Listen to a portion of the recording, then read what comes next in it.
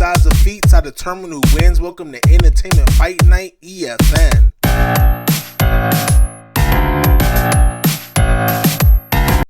Hello, this is War with Words, and I bring to you EFN, Entertainment Fight Night. Today I present to you Dr. Strange, the Sorcerer Supreme, versus Dr. Fate, the Champion of Order. This first video will show the feats for Dr. Strange and why he should win, while the second video will do the same for Dr. Fate, and the third video will decide a winner. Now let's begin. First, to show Dr. Strange's defenses against magic. Here, when he's facing a weaker, earlier Dr. Doom, he easily turns his spells against him. He manages to overcome Mephisto's illusions while in his realm, his version of hell. He blocks some magic spells from some of Earth's best sorcerers, even though they were thrown back at him with 100 times the power. He blocks some energy from Dormammu, who was using all of the energy for the Dark Dimension, even if he only blocked it for a little bit. Here, he throws off a spell from Dormammu, who seems to be trying to change his form and shape, and he does the same to Zom, who was a very powerful being. Here, showing his just general defenses, he shields from Mephisto's attack, again while in his realm. He takes a hit from Juggernaut, who is around Thor, Hulk level, if not stronger, and is able to get up and still walk around. Next, he blocks Galactus's blast, which is always impressive, as Galactus ranges from Star System Destroyer to Galaxy Destroyer, maybe even the universe at times.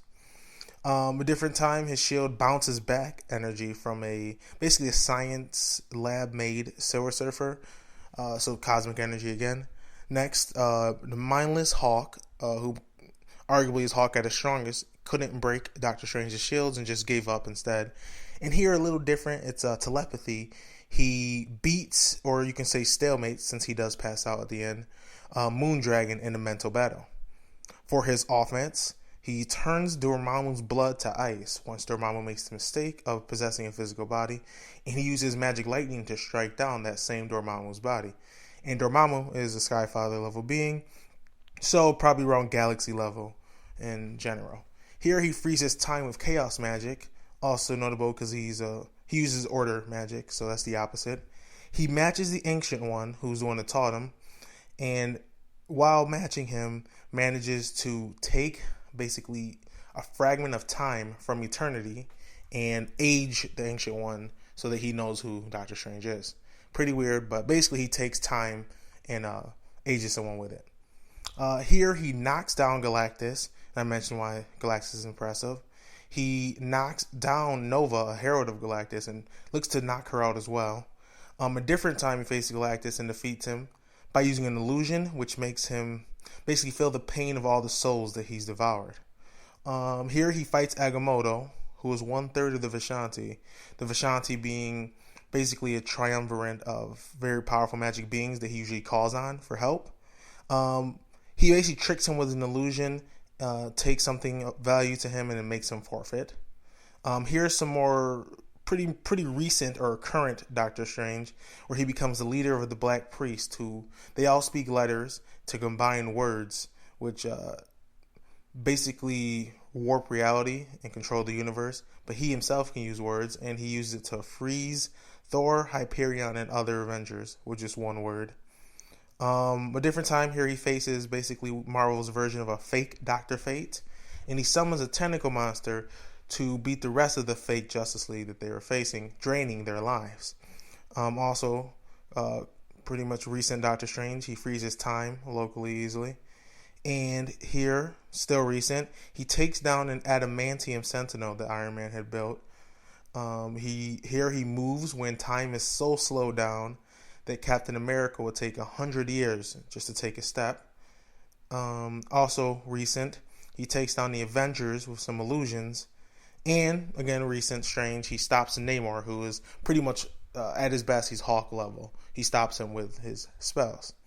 For energy absorption, here he drains Captain Universe's powers away from the host and holds it in his hands. He, in a different thing, he uses his Conjurer's Sphere, which absorbs all magic in an hour. And here he drains the magic energy from the Wrecking Crew, even though it does cause him pain. And now for the high end, which is mostly classic Doctor Strange. Here he tricks Dormammu with Eternity's powers with an illusion to make Dormammu think he's won. This is impressive because As shown, Dormammu beat Eternity and basically became the universe itself.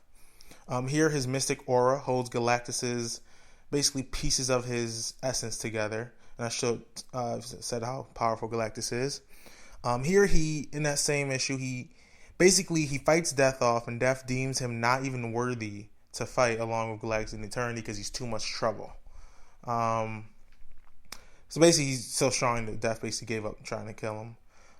He stops pre-retcon Beyonder, who was nearly an omnipotent being who was destroying like millions of multiverses at once. And Beyonder even admits that he could have stopped him with an illusion. And there's some more proof.